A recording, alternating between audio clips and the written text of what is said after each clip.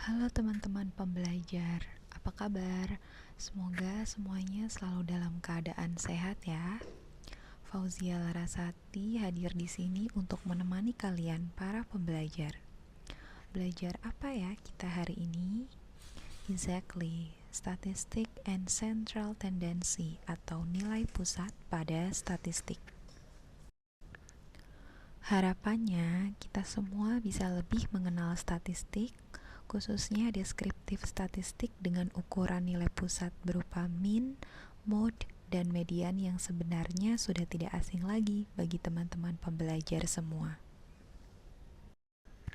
Apakah teman-teman pembelajar tahu bahwa ternyata dalam kehidupan sehari-hari, tanpa kita sadari, kita sering menggunakan konsep ukuran nilai pusat dalam statistika, yaitu mean, median, dan mode.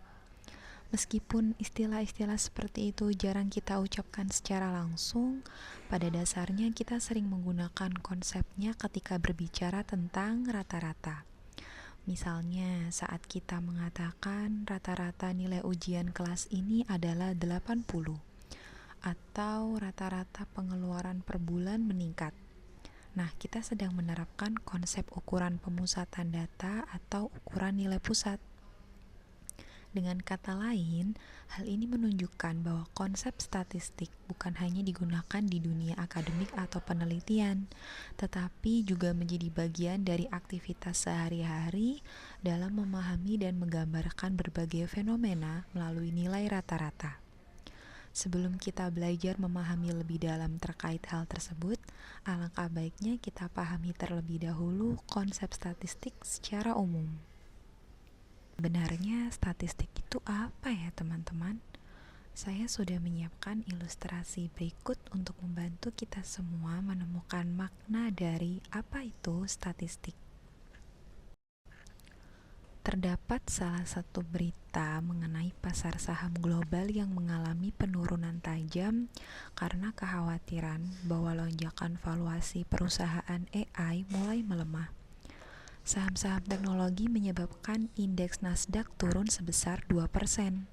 Selain itu, terjadi penurunan dalam satu hari pada seluruh saham yang termasuk dalam kelompok Magnificent Seven. Kemudian, apa hubungannya dengan statistik? Kaitannya terletak pada penggunaan data untuk menjelaskan dan menganalisis fenomena ekonomi.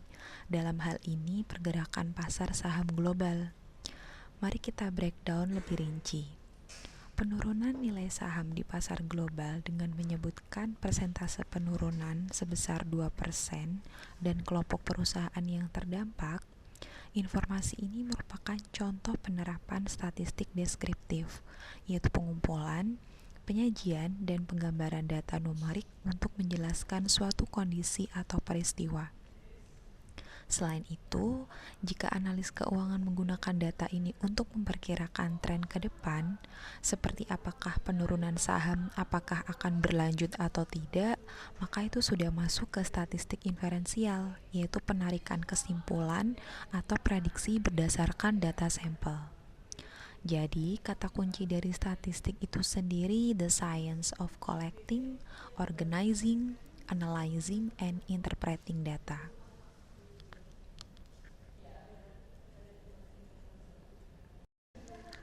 Nah, pada ilustrasi sebelumnya, sedikit banyak sudah disinggung mengenai deskriptif statistik dan inferensial statistik. Statistik deskriptif dan statistik inferensial memiliki perbedaan utama dalam tujuan dan cara penggunaannya. Statistik deskriptif digunakan untuk menggambarkan atau menjelaskan data yang telah dikumpulkan. Kemudian, data tersebut bisa disajikan dalam bentuk tabel, grafik, atau ukuran seperti mean, median, dan mode. Sedangkan statistik inferensial digunakan untuk menarik kesimpulan atau membuat prediksi berdasarkan data sampel. Ukuran nilai pusat inilah yang termasuk ke dalam statistik deskriptif. Kita coba pahami konsepnya melalui ilustrasi berikut yuk. BMKG mengimbau masyarakat untuk membatasi aktivitas di luar ruangan guna mengurangi resiko kesehatan akibat paparan panas berlebih. karena ternyata di Jakarta suhu siang hari mencapai sekitar 35 derajat Celcius atau 3 derajat lebih tinggi dari rata-rata biasanya untuk periode ini. Definisi ukuran nilai pusat terletak di mana kita bisa menggambarkan pada penggunaan rata-rata suhu sebagai acuan untuk memahami perubahan kondisi cuaca. Dengan membandingkan suhu saat ini terhadap rata-rata historis, para ahli meteorologi dapat menyimpulkan adanya peningkatan suhu yang signifikan dan memperingatkan masyarakat tentang potensi resiko kesehatan.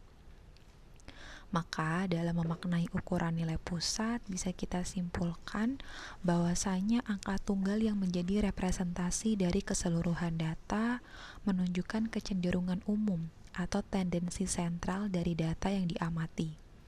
Nilai tunggal ini dianggap dapat mewakili keseluruhan nilai dalam data yang dianggap sebagai rata-rata atau average. Terdapat 3 jenis ukuran nilai pusat yang sering kita pelajari, di mana mean yang berarti arithmetic average yang biasanya dalam ekonomi digunakan untuk rata-rata pendapatan masyarakat, juga dalam menggambarkan tingkat kesejahteraan suatu daerah. Berbeda halnya dengan median, karena secara konsep kata kuncinya adalah nilai tengah, maka median dapat bermanfaat ketika data memiliki nilai ekstrim yang dapat mempengaruhi rata-rata.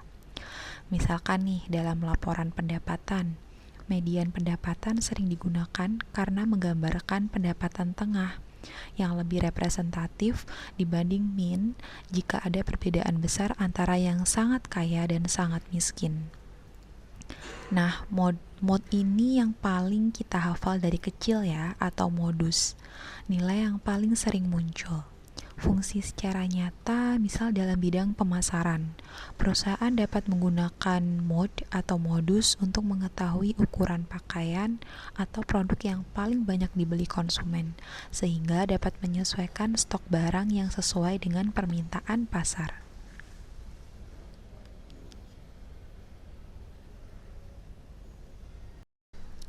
Setelah memahami mean, median, dan mode, hal apa yang bisa kita dapatkan dengan mempelajari ukuran nilai pusat?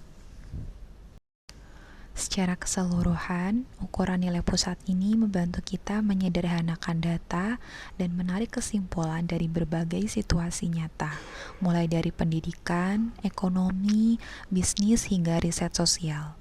Selain itu, nilai ini dapat mewakili keseluruhan data, di mana data lainnya tersebar di sekitar nilai tersebut. Dengan kata lain, ukuran nilai pusat membantu kita memahami nilai yang paling mewakili atau paling umum dari suatu kumpulan data. Nah, penjelasan ini merupakan penutup dari menu belajar kita hari ini. Semoga bermanfaat untuk teman-teman pembelajar semua ya. Ada satu kutipan menarik dari seorang Karl Pearson, bahwasanya statistik merupakan bahasa atau aturan dasar yang memungkinkan ilmu pengetahuan untuk dipahami, diungkapkan, dan dikomunikasikan secara jelas dan terukur. Seperti halnya tata bahasa atau grammar yang biasanya membantu kita menyusun kalimat agar maknanya jelas dan logis. Nah, statistik membantu kita untuk mengolah data, menemukan pola, serta menarik kesimpulan dari suatu hasil. Tanpa statistik, data ilmiah hanya berupa angka-angka mentah yang sulit diinterpretasikan. Terima kasih teman-teman pembelajar yang sudah menyempatkan waktunya untuk menonton video ini sampai akhir. Apabila ada hal-hal yang ingin dikonfirmasi, bisa melalui email atau Instagram saya ya. Sampai bertemu di waktu belajar lainnya. Sampai jumpa.